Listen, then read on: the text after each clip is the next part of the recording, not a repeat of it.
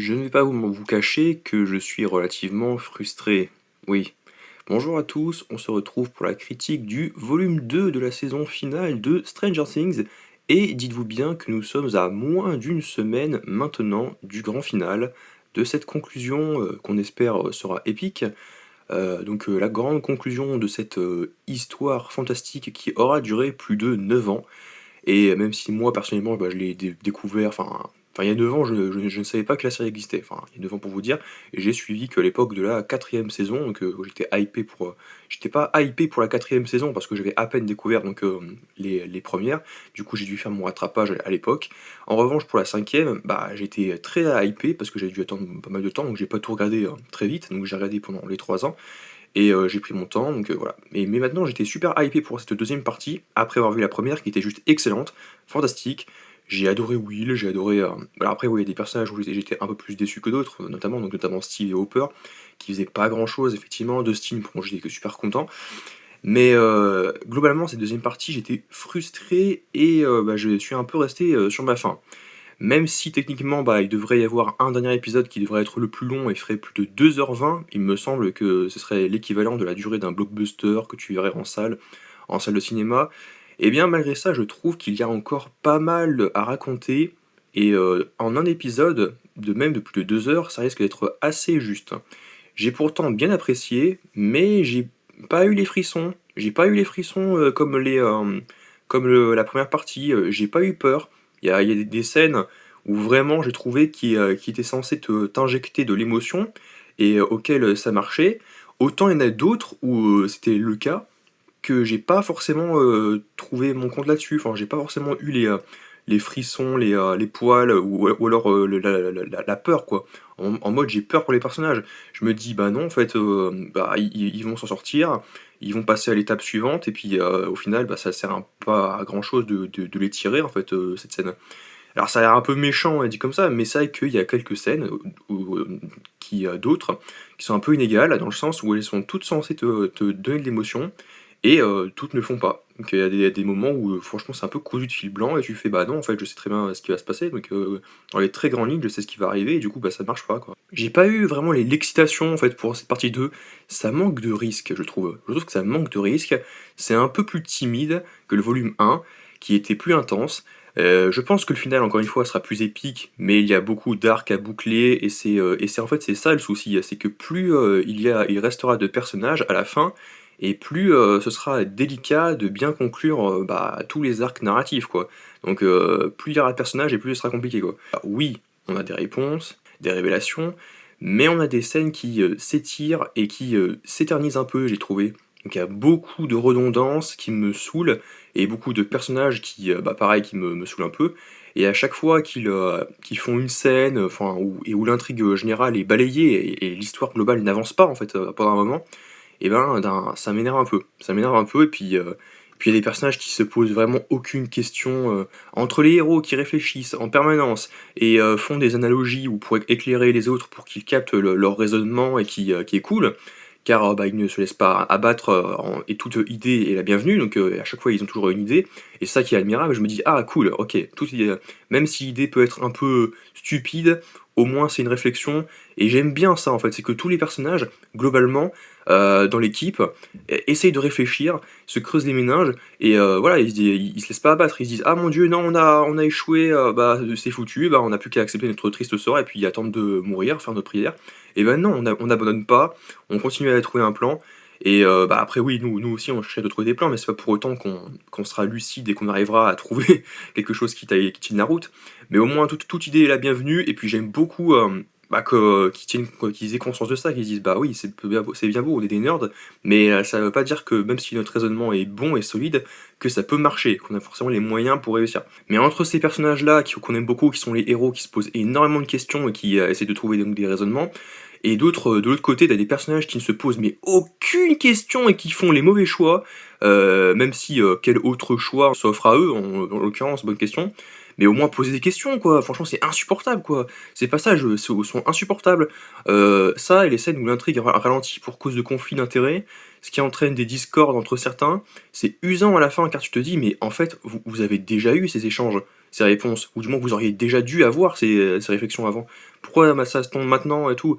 Et je comprends pas. Donc vous pouvez pas juste tirer un trait, et passer à autre chose, juste vous concentrer sur la mission, quoi.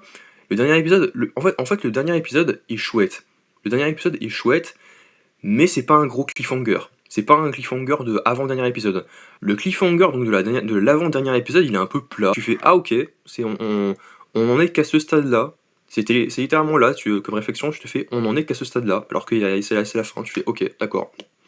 Donc ça fait un peu peur. Il y a des scènes quand même qui me laissent un peu de marbre, je vais pas vous cacher, où l'échange des personnages, où les personnages s'ouvrent, ouvrent leur cœur, mais où il n'y a aucun enjeu en vrai, il y a aucun enjeu émotionnel. Enfin, je trouve car en ce moment, à ce moment-là, tu te mets à réfléchir un bref instant, et ça désamorce une partie de la scène, quoi. Quand tu te mets à réfléchir, tu dis, mais comme les garçons, tu fais, mais attends, mais techniquement, bah, non, en fait, vous pouvez pas faire ça, quoi.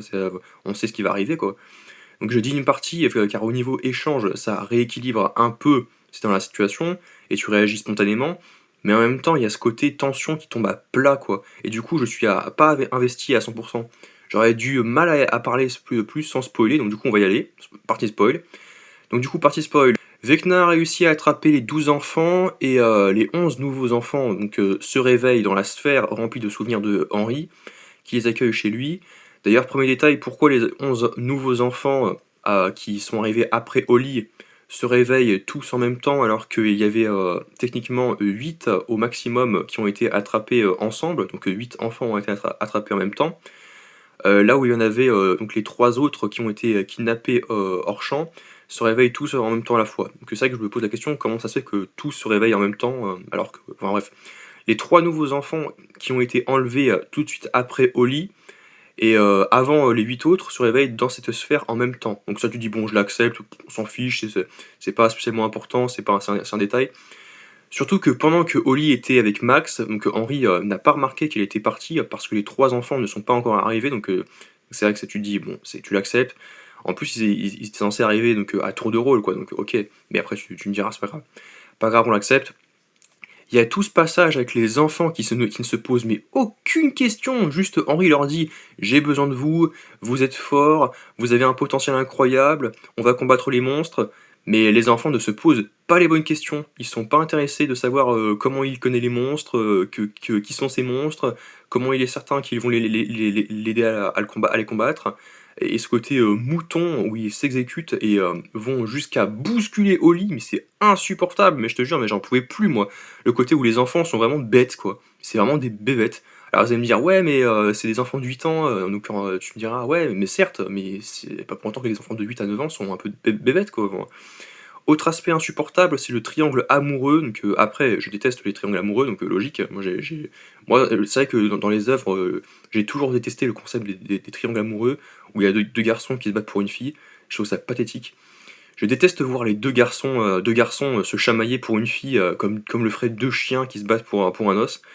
Donc après, si c'est dans certaines comédies, enfin, ou sitcoms, ça peut être parfois rigolo, mais dans d'autres styles d'œuvres, c'est assez chiant. Le trio Nancy, Jonathan et Steve est fatigant.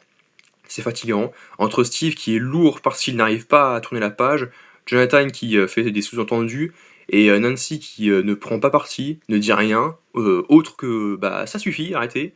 J'avais envie de souffler, mais non seulement l'intrigue est balisée, mais aussi on a ces chamailleries de bébés, franchement, où Steve fait un caca nerveux. Après, ça vient peut-être aussi du fait qu'il traîne longtemps avec eux, là où ces dernières saisons, il a pas tant, quoi. Il était plus avec Dustin et Robin. Donc il y a aussi le fait qu'il est moins, bah, qu'il a du mal à raisonner, que les autres, bah, qui se sentent être un peu inutiles par rapport aux autres saisons, quoi. Et que lui-même, bah, ça le frustre, quoi. Il se sent un peu mis de côté et diminué, quoi. Il se dit ah mais j'ai aucune solution, on n'a aucune solution alors qu'il y a beaucoup de problèmes, beaucoup d'enjeux. Et même quand vous trouvez des solutions, vous avez des raisonnements, et bah on n'en voit pas le bout, concrètement, c'est pas palpable en fait. Vous vous dites ah d'accord, vous avez une théorie, bah super, mais sauf que tu te bases sur quoi en fait? Ah t'avais tort, bah super, cool, on a bien avancé. Et en fait, il y a ce côté un peu frustration qui vient de lui-même, en fait, qui lui-même un peu sent inutile, et le voir, bah, Jonathan et Nancy dire ouais, on a trouvé ça, ou du moins on t'écoute, on veut bien te croire. alors qu'il y a aucun enfin il y a rien qui le rassure en fait, il y a rien qui le rassure et puis il se sent un peu inutile, il se dit: «Mais en fait on est foutu, ça sert à rien». Il y a beaucoup de choses qui s'entremêlent, mais globalement c'est vrai que déception ce personnage de Steve dans cette saison 5 parce que, il avance pas trop en fait. Et puis en termes de développement, là où il avait un très bon développement dans les autres saisons, en fait je trouve qu'il régresse un peu et qu'on tourne un petit peu en rond et que, en termes d'écriture, c'est pas forcément la folie, quoi. C'est un peu prétexte à bagarre, un peu à conflit et tu te dis: «Bon, c'est un peu inutile, quoi». Franchement, là où on est censé se serrer les coudes et affronter ensemble la menace, c'est un peu pato quand même. Mais d'un côté, c'est pour ça que dans le dernier épisode, quand il arrive à échafauder un plan, enfin une stratégie pour empêcher Vecna de mettre son plan à exécution, ça redonne de l'entrain et puis ça fait plaisir, quoi. Parce que dans cette saison, Steve, il était un peu lourd, encore une fois, qui m'agace un peu. Mais le voir avec Dustin dans des moments forts en émotion ou discuter stratégie avec le groupe, c'est ça que je veux. Puis pareil, le personnage de Dustin, comme il a perdu Eddie, il est encore en deuil, il veut pas perdre un autre ami. Et c'est pour ça que je me dis techniquement que Steve, à la fin, va s'en sortir et que Hopper va s'en sortir. Tout simplement parce que techniquement, s'il y a 11 qui meurent, ils peuvent pas faire ça parce qu'il a déjà perdu Sarah. Et du côté de Dustin, si Steve meurt, il a déjà perdu Eddie. Donc les frères de Feur, je les vois pas vraiment en mode ouais sadique, méchant et tout.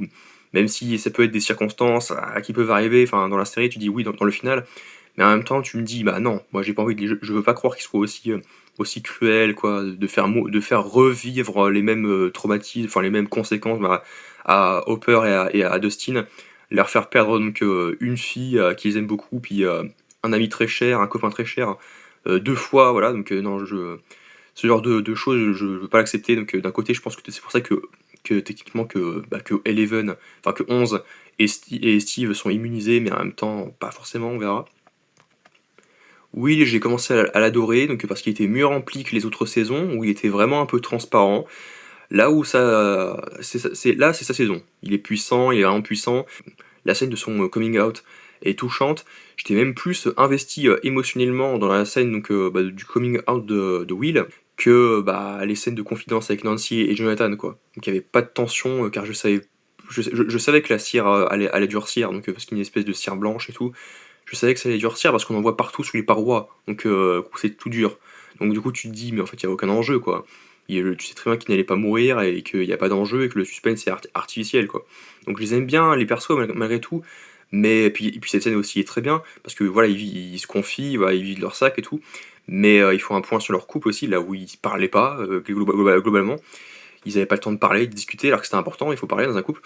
Mais sauf que tout le reste, oh mon dieu, est-ce qu'ils vont mourir? Bah non, en fait, t'y crois pas, et du coup, tu attends que ça se termine et tu fais bon, allez, j'attends, parce que franchement, il y a aucun enjeu dramatique à ce niveau-là. Ceux qu'on voit le moins, je trouve, c'est Joyce, Hopper et 11. Assez déçu qu'ils soient mis de côté. Donc, au passage, ils ont délivré Kaylee, enfin Kali, donc la numéro 8, qui est vraiment égoïste pour le coup, j'ai trouvé. Elle est très monolithique, très rigide, au sens où je trouve qu'elle a un cœur de pierre. Je trouve que sa relation avec 11 n'est pas saine du tout. Elle le dit en plus, elle dit qu'elle a une mauvaise influence sur elle, donc oui, on sait, elle le dit depuis le début. L'une des premières choses qu'elle dit oui, j'ai une mauvaise influence sur elle. Et deux épisodes après, elle montre, elle dit oui, on devrait en finir toutes les deux ensemble, c'est le seul moyen, parce que sinon ça sera un siècle sans fin, et puis le monde finira par en payer le prix fort à cause de nous, tout.